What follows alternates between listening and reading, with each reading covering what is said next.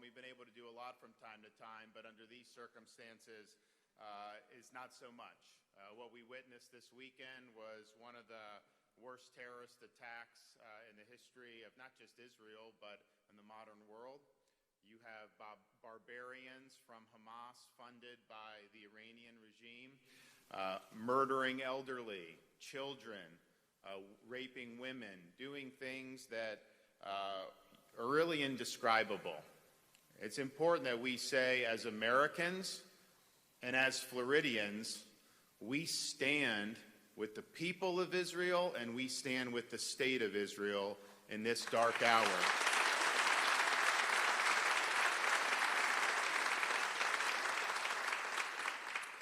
And that means that we are very clear that Israel not only has the right to defend itself, Israel has the duty to defend itself with overwhelming force, to defend itself in a way that Hamas terrorist infrastructure and networks are eradicated from the earth.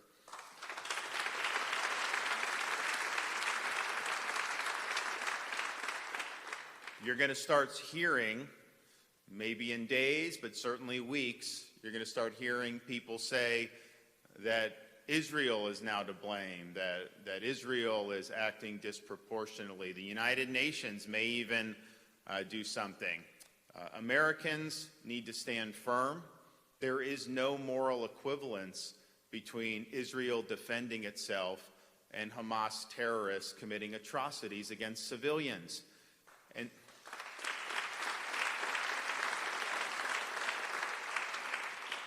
And you can count on us here in Florida to be very clear about right and about wrong. This was, over the weekend, the largest number of Jewish civilians killed in a single day since the Holocaust. My wife and I are praying for the families of those killed and missing, particularly the at least 11 American citizens that have already been reported to be killed, and we fear it could be many more, and we do fear that there are Americans that could potentially be being held hostage right now. We too pray for the family of IDF Captain Abraham Hankin in North Miami Beach, who was killed in battle against Hamas terrorists Saturday night. And we pray for the several dozen Florida residents who have since returned to Israel to fulfill their commitment to Israel's armed forces in defense of what needs to be done. So I was sad to see the response from the administration be, in some way, just absolutely, you just throw your hands up and you wonder what's doing. They have, immediately after the attack, they had to delete a tweet from one of the State Department bureaus that said there should be no response. And then Blinken sent out a tweet calling for a ceasefire in this situation. What, you get massive terrorist attack and you're just supposed to sit there? And we all know the truth. If Hamas and Hezbollah and any Palestinian Arab simply laid down their arms tomorrow, that would result in peace. If Israel laid down its arms tomorrow, that would result in the destruction of the Jewish state. We know that. And so for having the administration do anything other than a unified voice saying that Israel should be able to defend itself and that we support that was honestly not surprising, but it's still very, very disappointing. Now's the time for leadership. Now's the time for the president to be out there, to be talking about how important it is that we're unified in the fight against terrorism. They should be talking about how it's wrong to support policies that enrich the Iranian regime. And this is something that started years ago. It wasn't even just with this $6 billion. The Biden administration made a decision to loosen sanctions on Iran. That caused a lot more oil money to go filling the coffers of the Ayatollah and the regime. When Iran gets more money, they are not using it to make life better for the people of Iran.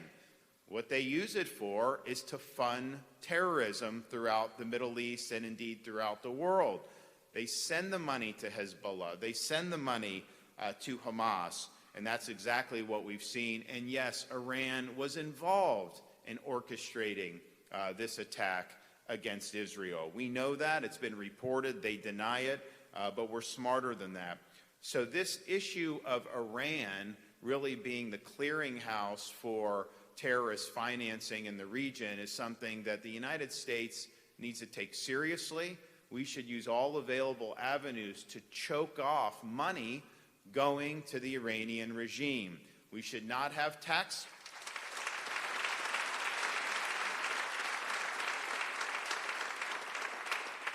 We should have no tax dollars going to the Iranian regime in the form of ransom payments, whether they're airlifting cash like they did under Obama. Never, ever should your tax dollars go to that despicable regime. We also should not be sending tax dollars to Gaza. Things like UNRWA goes down there and it's used for terrorism. And we've been saying that for an awful long time. So let's get real here in terms of what's going on. I think if you look at what Israel is dealing with now, it may be as big a challenge as the modern state has faced, and there's been a lot that they faced. The Arabs tried to suffocate the birth of Israel in its crib in the late 1940s. You had an invasion that was getting ready to happen in 1967, preempted by Israel in the Six-Day War. You had an invasion on Yom Kippur in 1973. And, of course, we've had intifadas, waves of terrorist attacks that have happened in the ensuing decades. But this was coordinated. This was brutal. And if you look at the death toll already, and there's going to be more, unfortunately, that's the equivalent not just of what happened here on September 11th. That'd be the equivalent in the United States of there being 50,000 dead in a terrorist attack, and that may end up going even more. So this is something that everyone around the world needs to unite and say that this shall not stand. So here in Florida, yes, we stand united. We're proud of what we've been able to do to develop an ironclad relationship between the state of Florida and the state of Israel. We did the first trade mission of my administration in 2019. It was the biggest trade mission in Florida history to Israel. We ended up developing great economic ties. We furthered academic ties, cultural ties, and it was a great experience for many people who went on that trip who had never been to Israel before. And we've made sure to build off that commitment during the time I've been governor. We know that we have an opportunity to do something forceful that will make a difference in terms of the substance, but I think symbolically be also important. And that is today our proposal that as we stand with Israel, we sanction Iran.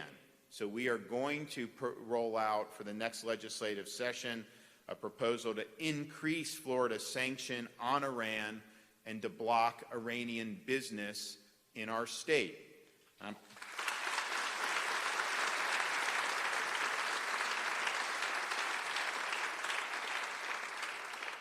Our proposed legislation will, of course, reinforce Florida's commitment that we don't do business with state sponsors of terrorism such as Iran.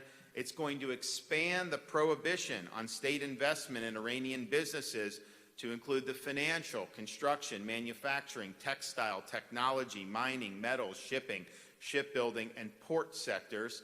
We're going to prohibit state and local governments from contracting with any company on this expanded sectors list. And we will not lift these sanctions until both the President and the U.S. Congress certify that Iran has stopped supporting international terrorism and seeking to acquire weapons of mass destruction. These will be, by far, the strongest Iran sanctions that any state has enacted of all 50 states throughout this country.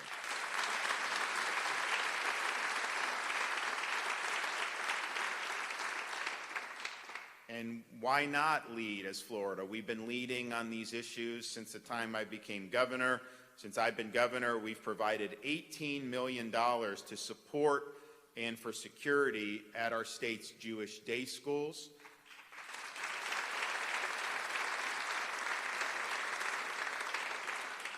We've prohibited state investment in companies who discriminate against Israel, such as with the BDS movement, and we were able to act very quickly against Airbnb when I became governor. We also have enacted legislation to combat anti-Semitism throughout our state, but also at our state universities. In light of the attacks this weekend, I've instructed the Florida Department of Law Enforcement and Florida Highway Patrol to collaborate with Attorney General Ashley Moody to send a memo to law enforcement agencies across the state, reminding them of Florida's laws that protect our Jewish community. All law enforcement and prosecutors, it's reminding all law enforcement and prosecutors that any action that harbors terrorists are not lawful in the state of Florida, and that includes fundraising for Hamas or other terrorist groups. If you're doing that in Florida, you're going to be held accountable.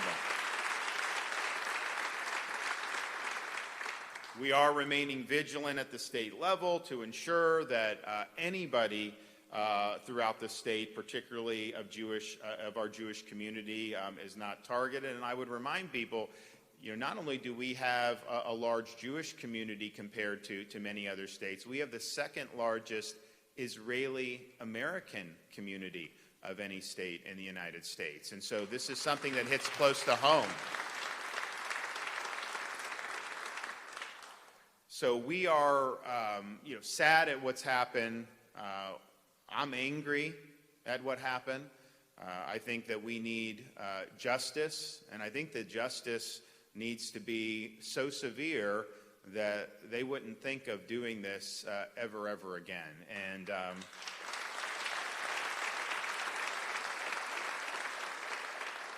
And you can count on us to be a friend and to be an ally of the state of Israel and of the Jewish people.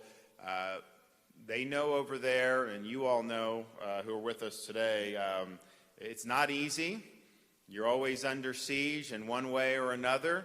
But I think the spirit of saying that we lost our homeland before, we're never losing our homeland again, that's the spirit that's going to bring the people of Israel through a very trying time. And for us in Florida to be standing with them is very important. For us to be taking actions that'll actually have an impact is even more important, and I hope other states follow, and I hope the federal government follows suit and gets rid of this delusion that you can somehow play footsie with the Iranian mullahs. Put them in their place. Do not let them get any money flowing into their coffers, because you know that that's going to turn around and be used to fund terrorism against Israel and against our allies.